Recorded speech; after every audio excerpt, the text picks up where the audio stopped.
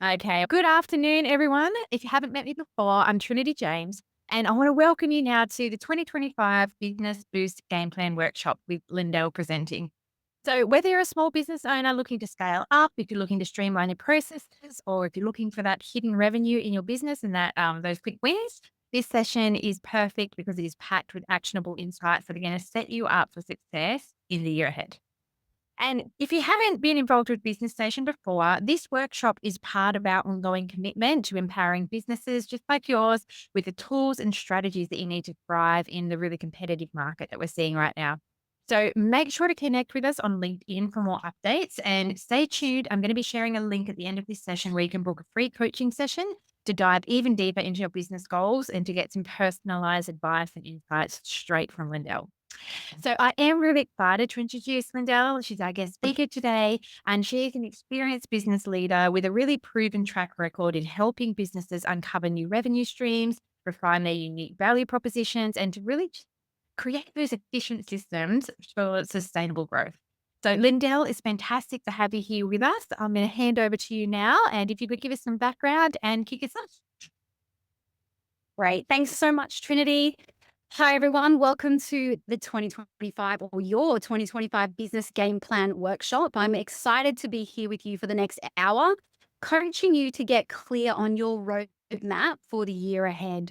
So, a little bit about me. I've built and sold a number of businesses over the past 15 years. Most recently, I built and scaled a global e-commerce brand to multiple seven figures per year over an 11-year period.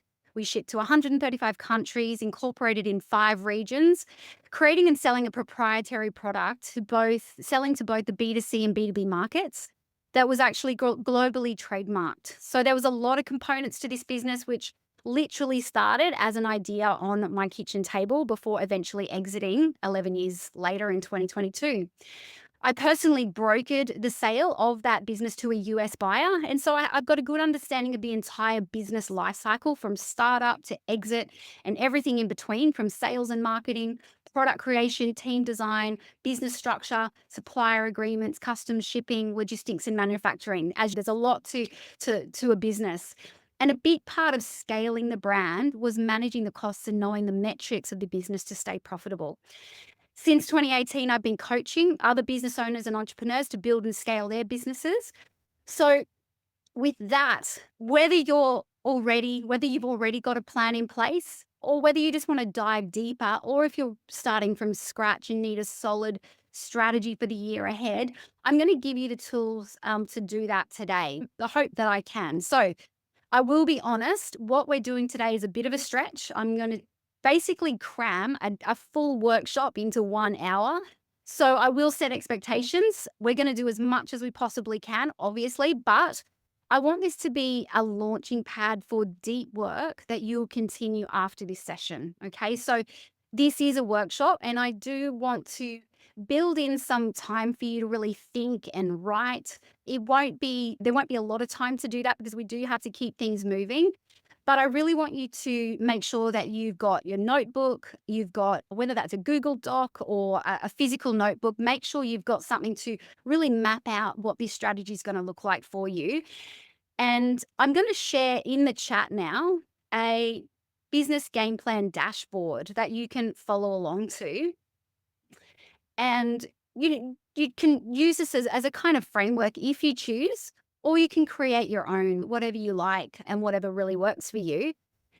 But this is essentially a workshop. It's giving you the opportunity to get you focused and set yourself up for success for the year ahead.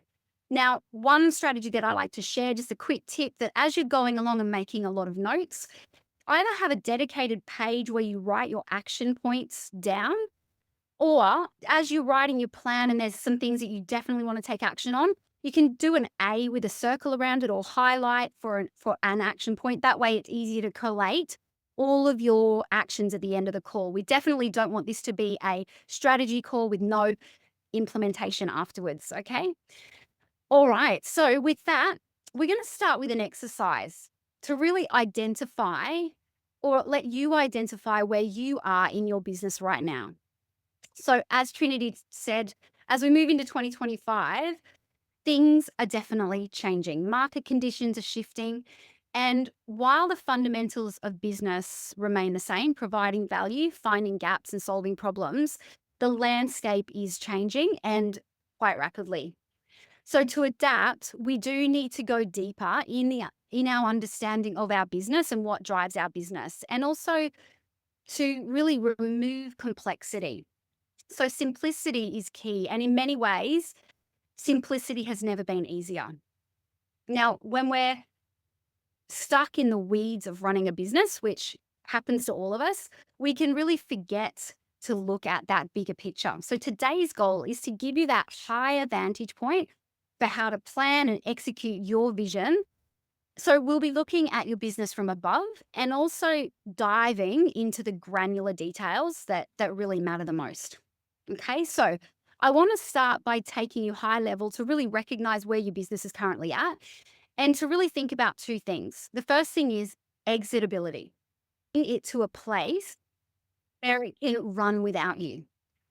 If you can walk away for a month, but the business doesn't miss a beat, that's a sign that you've got something that's scalable. Okay. And the second piece is staying in your genius zone. So the goal is to build a business that allows you to focus on your strengths and what you enjoy doing. But if you're stuck in the weeds and not working in your genius zone, that's a sign that it's time to step back and systemize and really rethink. And so, if we consider three phases of a business: systemizing, scaling, and selling. So, let me just bring that up here.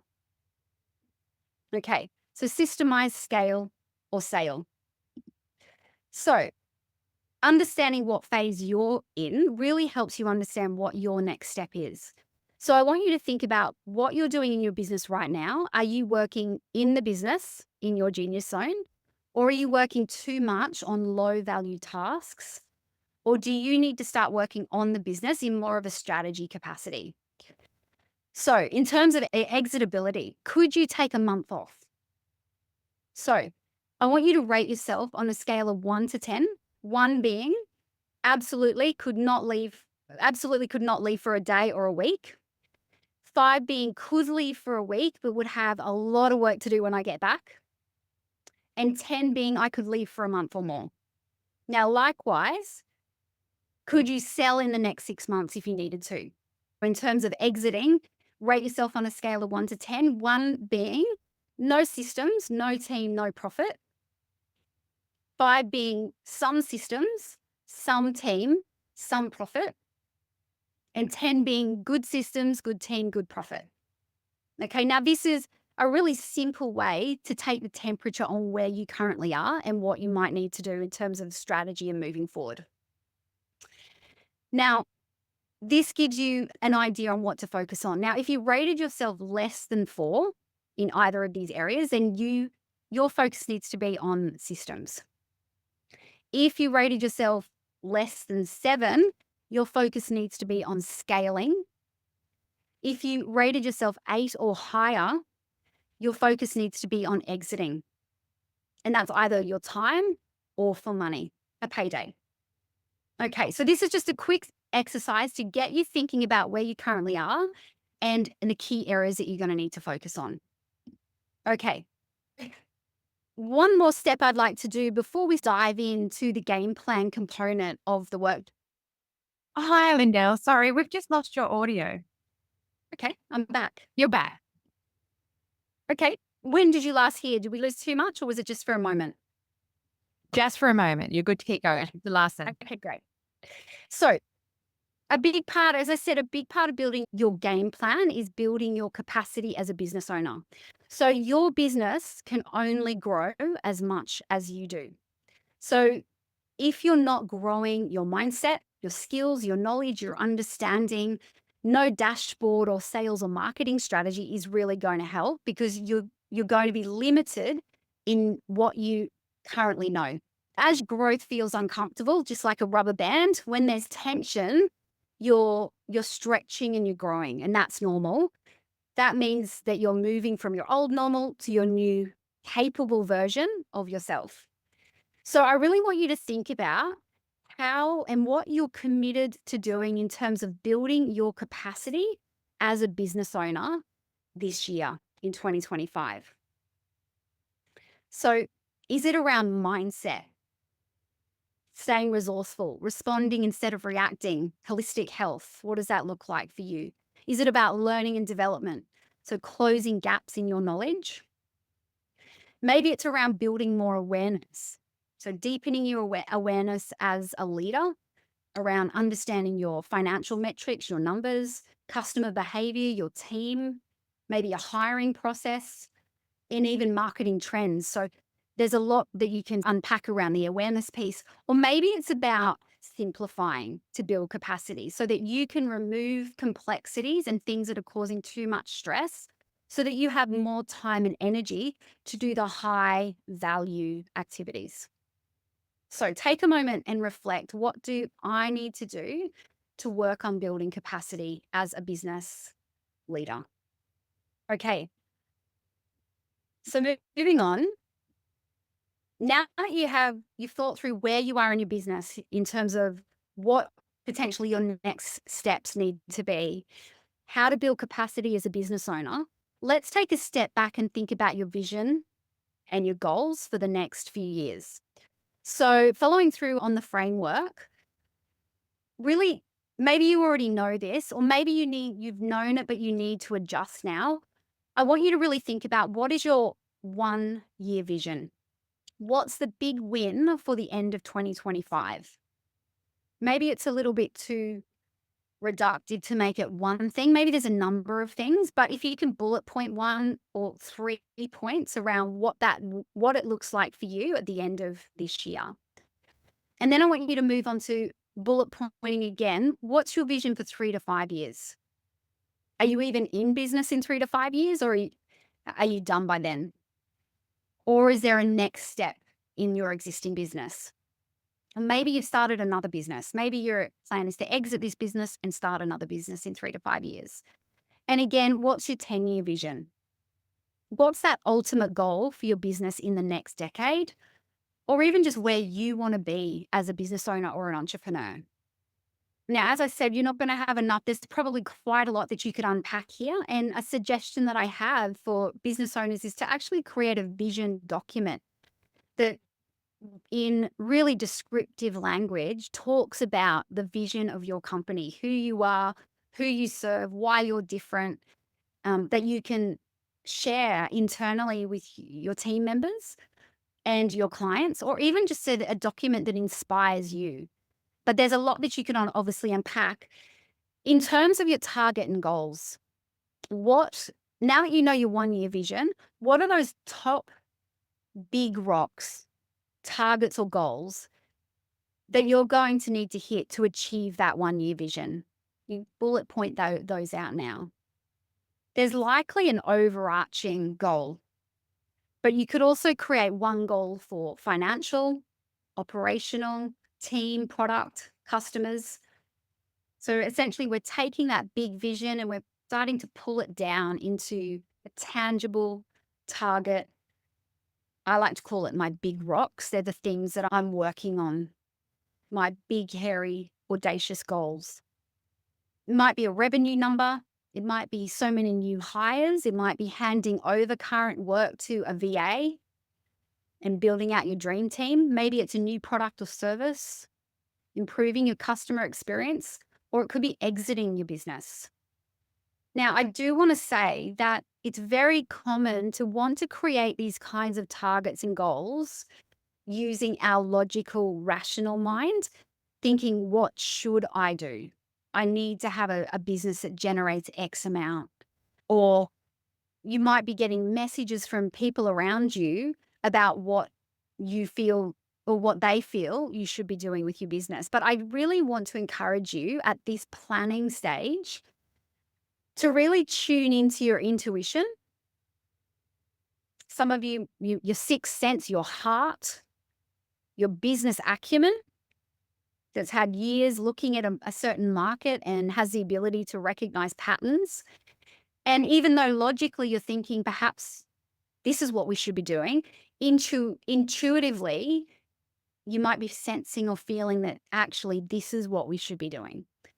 Now, for the creatives in the room, you know exactly what I'm talking about because it's very easy for you to always go with your intuition. And for the more pragmatic people in the room, it's a little bit harder to do this. So I just want to give you permission and to give yourself permission to really be courageous enough to entertain what you intuitively feel guided to do. And you don't have to action it, but at least at the planning stage, include it. Thinking what we should do versus feeling what we should do could be vastly different.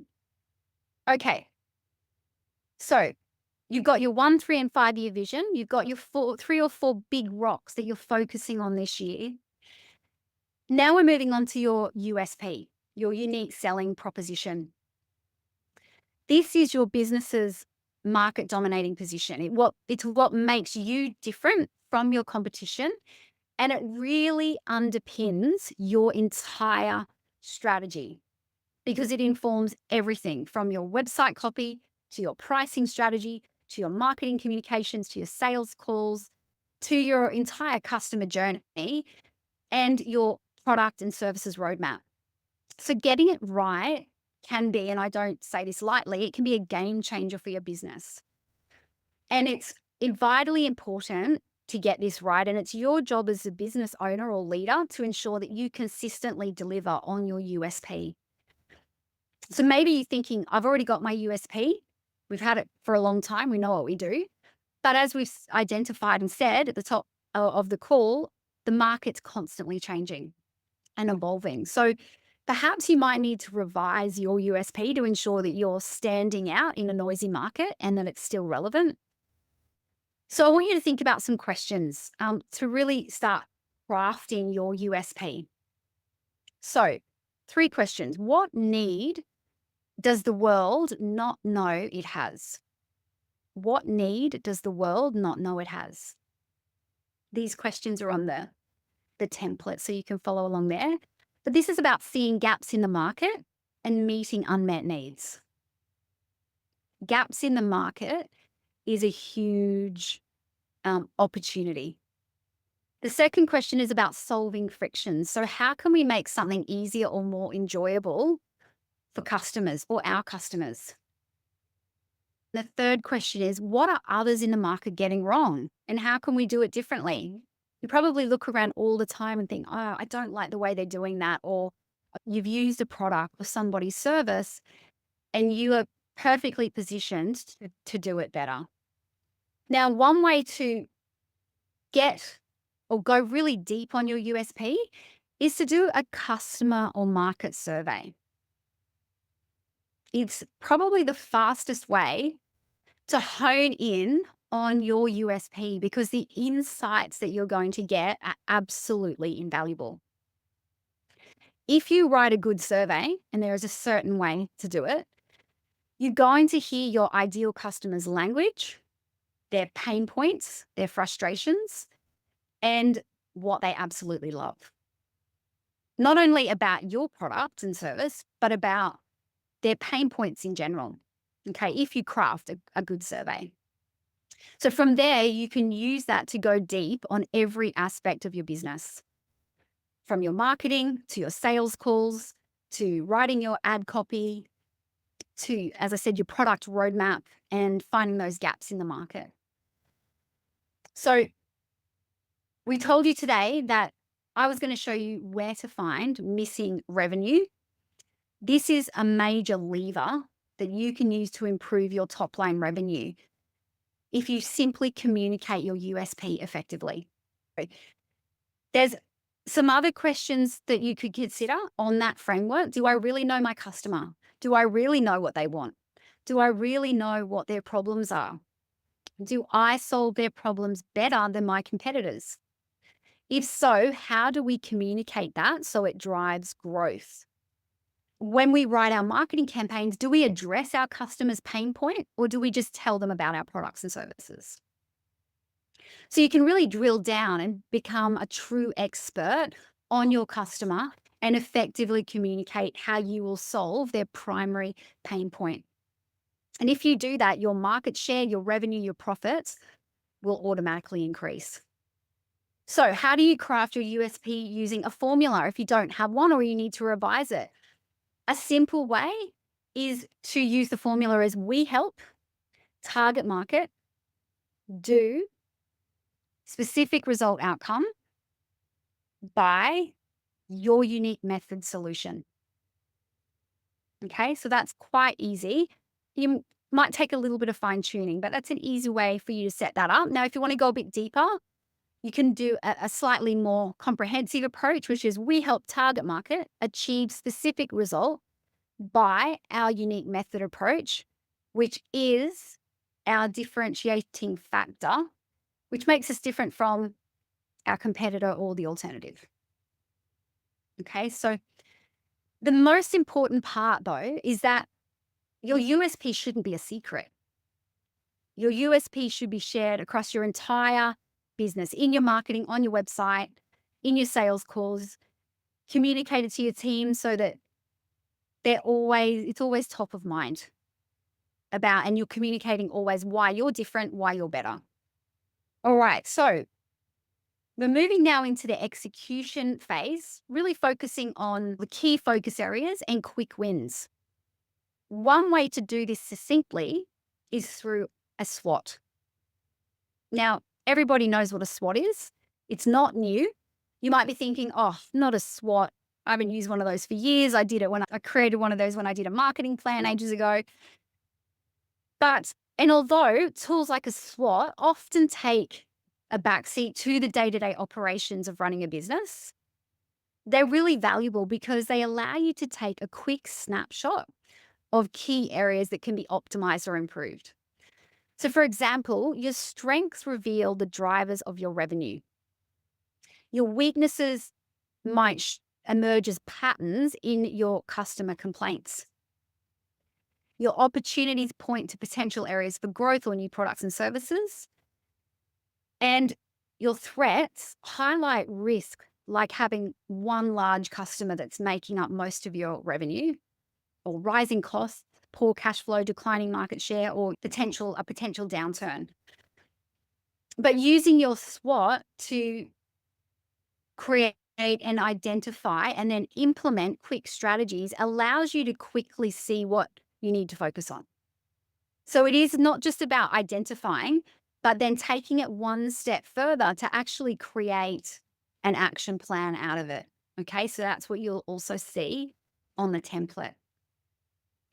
Now, the other really great thing that you can do, a lot of people create an overarching SWOT, which is not particularly granular and can sometimes not be helpful. But if you use a SWOT for specific areas of your business, then all of a sudden you're getting a granular view of what to focus on. So, for example, you could do a SWOT just for your sales, or a SWOT just for your marketing, just for your team, and just for your products and services. So all of a sudden, it becomes really obvious where the issues are.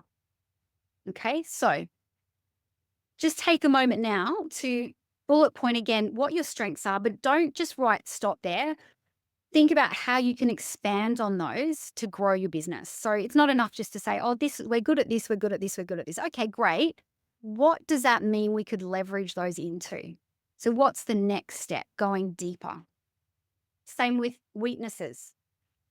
Don't just write customer complaints. What can we do about it? So take that next step. Now, I want to draw your attention to the thing that none of us want to look at, but it's so very important to really consider the threats quadrant of that SWOT, and really to ask yourself, would we do if there was an iceberg event? Meaning something happened that you didn't see coming. Now, we all know about this. The last 4 years gave us a good practice at this. But what happens if the last 4 years repeats again? What would that look like? So what steps would we need to take to become recession proof? Maybe you're ready to scale up, but are you also ready to scale down if the need arose? What expenses would go first? What team members would go first? What would a skeleton business even look like if we had to scale down? Would it still be viable? How could we liquidate quickly? What could we liquidate quickly? And thinking about debt, what debt might we need to get to think about to be better prepared to survive downturn? So there's a lot in there, and the humble SWOT should not be underestimated. It's a really great tool to give you that snapshot if you're willing to go deeper on it. So everything you've written down, what are your biggest priorities for the next 90 days? So really think about and maybe circle on your page. There's some really obvious things that I need to do in the next 90 days based on your opportunities, your weaknesses, your strengths, and your threats. And by iceberg, I do mean a plan B, a contingency plan. Okay, I'm just giving you a little bit of time here to pause and think, fill out some of those sections before we move on to the next section, which is business rhythms. Okay, so let's talk about your business rhythms. These are the systems and the activities that you do daily, weekly, quarterly, and yearly in your business. Now, the thing is, not everything you're doing right now is going to help you grow. You've probably heard of the 80-20 rule, which is not an exact science, but it's true for many things, as you've probably noticed. 80% of your growth comes from 20% of your actions. So the challenge is always knowing what you as a business owner should be focusing on. Now, on your business game dashboard, you'll see a table there. I'm going to share my screen. And what we have here is, just move this.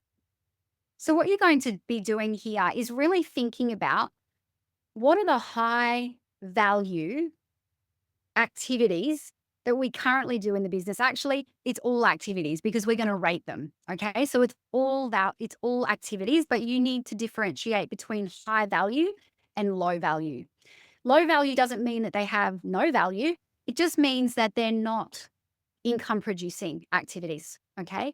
So step one of this particular section is to really consider what you're currently doing in your business across two key areas: income producing activities and admin operations.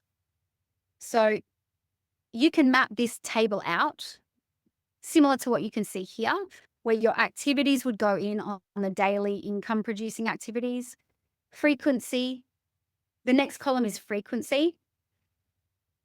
And then you're going to put a number against that activity. How many hours are you or somebody dedicating to that particular activity?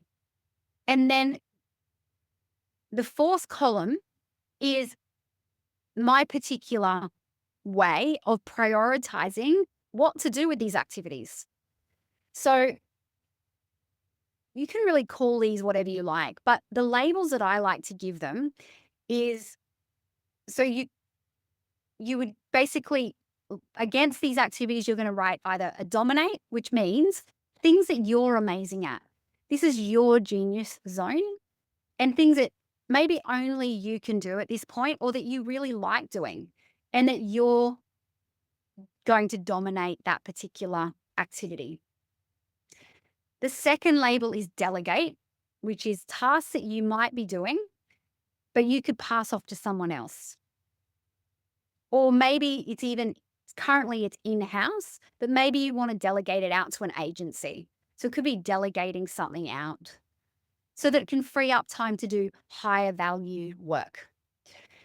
The third label is dump. So these are tasks that are just taking up time, not adding any value, and really are not generating any income, or not a direct driver of income. And then the fourth label is deploy. So these are activities that you either need to learn or launch. Okay, so as you're working through this, you might think you did your SWOT and you're like, actually, there's an opportunity. I need to deploy that. So now you've got in here your activities where you're going to start to build in your business rhythms. And they're separated across your day, your income producing and your operational admin activities. Likewise, you're going to split them between what you do daily, what you do weekly, what you do monthly, what you do quarterly. And you've got then a really good overview of what's actually happening in your business and the hours assigned to it, who's doing it. Obviously, you can build this out so then you can allocate somebody to own that task. And these are your business rhythms. Now, within this, of course, you would also be looking at business rhythms such as your financials. For example, you're going to want to be doing your, for example, monthly financial review. You're going to be wanting to do your bookkeeping, your P&L, your balance sheet, cash flow analysis. Weekly, you might be doing team meetings, and having your team submit their team KPIs. Daily, it could be tracking sales, website traffic, social media engagement. So there's lots of different things that you could be doing. Quarterly, it could be customer feedback and doing a SWOT analysis. Maybe you're meeting with your accountant every quarter. This is your business rhythms, what you do every day, every week, every month, every quarter to keep your business tracking and towards your goals.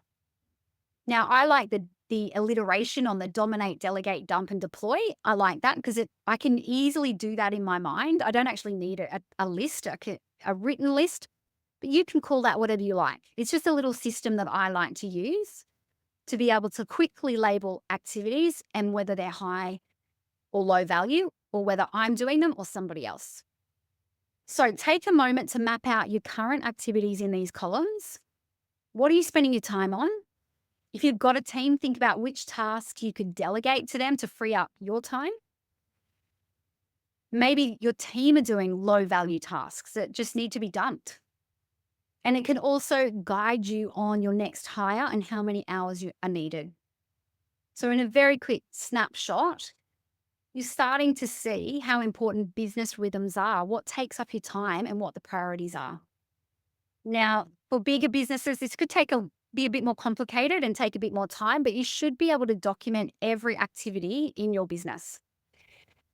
It's a concern if you don't know what you're doing or what your team are doing.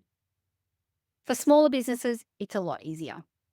So I'll just give you one more minute to really think about those. Take this time to dive in and really think, what are we actually doing? And do we have a structure to our business activities, or are they just ad hoc? If they are ad hoc, take this time now to actually put them into some sort of schedule.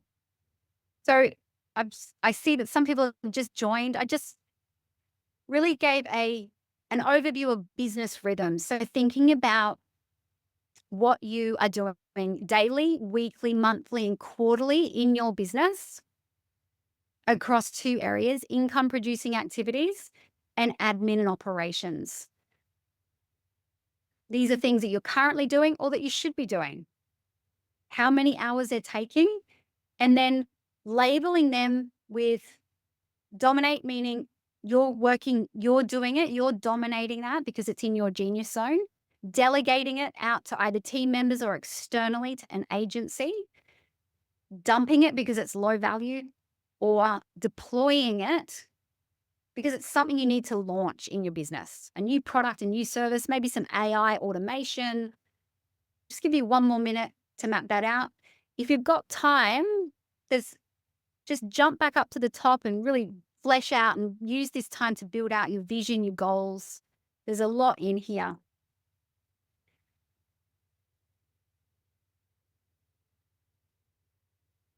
Okay, so we're moving on, as I said, to our final section of setting up your business APIs. Now, depending on your goals or the areas that you specifically want to focus on or improve, it will really depend on the KPIs that you track.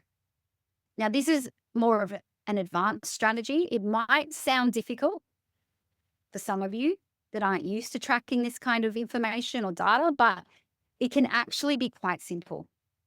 So, what is a KPI? I'm going to keep this really brief. And if anybody is interested in how to install KPIs to track metrics that matter in your specific business, when you book in for a free session that we're offering with me, we can obviously talk about that. But for those of you who are unsure, a KPI is a key performance indicator, and they help you stay focused on what matters most to hit your goals. Now, they also obviously show you how your business is performing. There's many numbers and measures in your business. They're all in the background, whether you track them or not. And all of these numbers are called metrics. Okay, so all of the numbers in your business are called metrics. Then you have numbers that actually directly impact how efficient your business is running.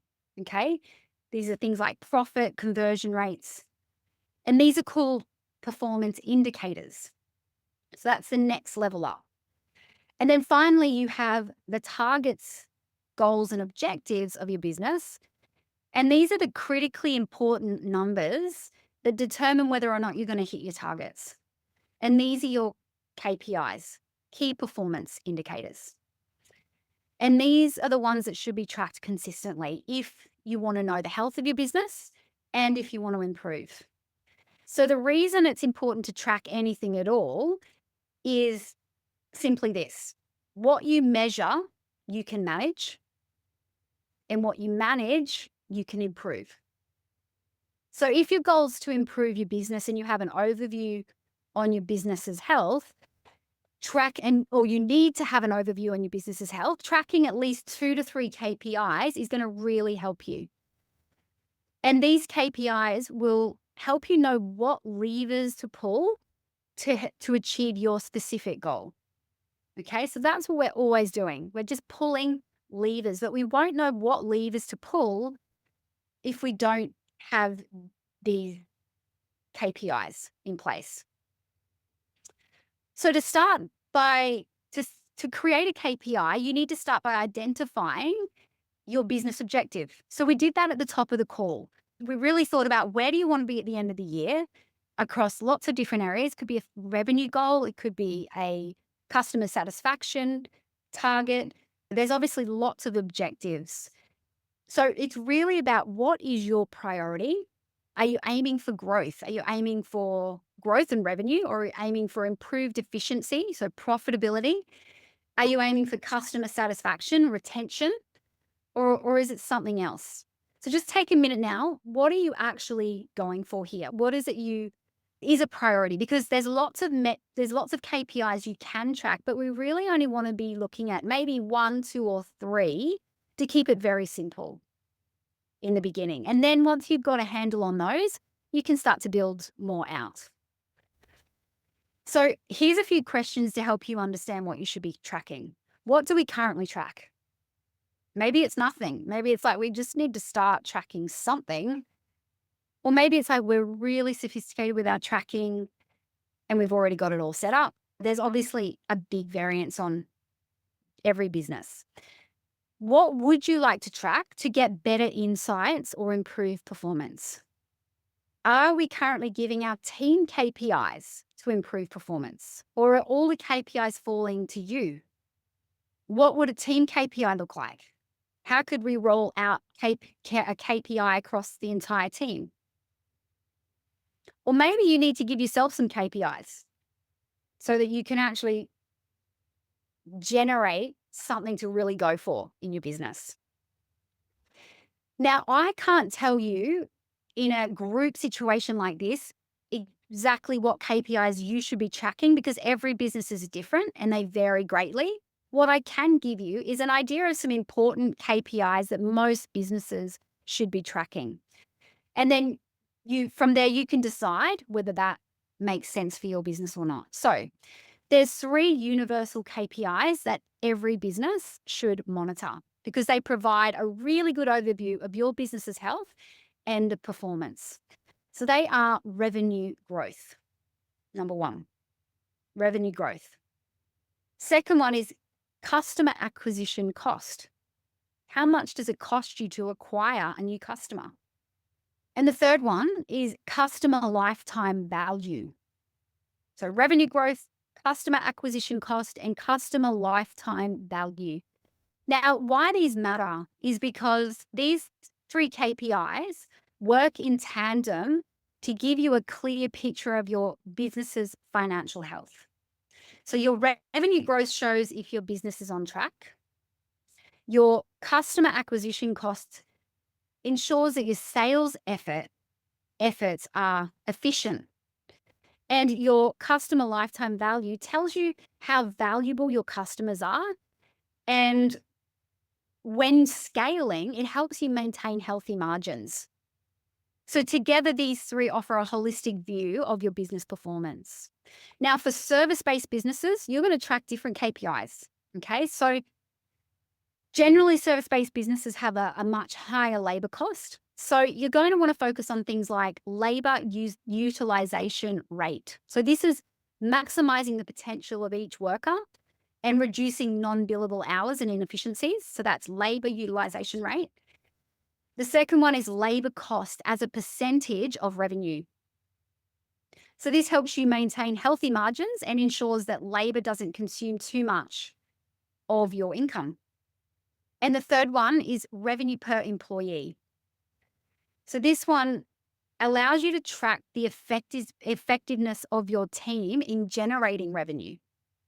So, if you're looking for missing revenue in your business, your KPIs are going to show you exactly where the leaks are and how to fix them by pulling certain levers and implementing certain strategies.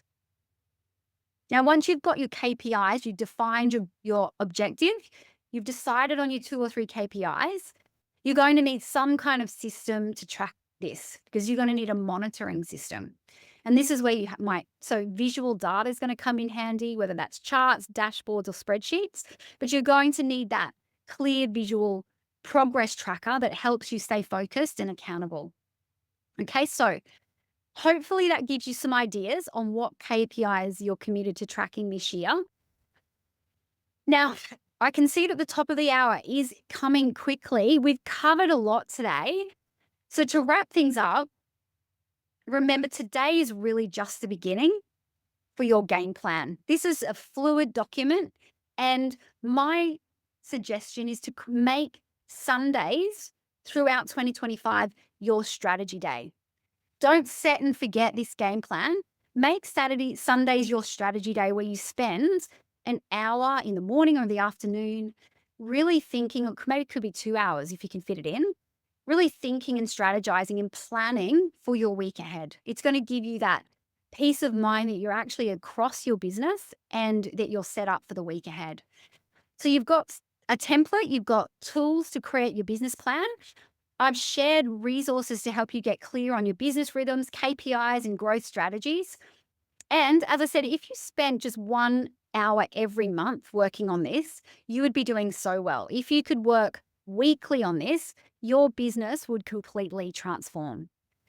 So after today's workshop, I really invite you to continue this work. It's about making incremental improvements and implementing what you've learned today. And please don't get overwhelmed by any of this. There's actionable things that you can just take. And even if you just take one action from each of these sections or one thing from your SWOT, that is better than nothing. It's going to help you move forward. So take those 1 to 2 key points, take action on them week over week. As we've said, if you have any questions about today, about the game plan or about your specific business, feel free to book in that free session. I think the link's in the chat. Thank you so much for being here. Remember that your business can only grow as much as you do. Focus on building your capacity as a leader and staying in your entrepreneurial genius zone. Thanks for being here, everybody. I'm excited to see what you create in 2025.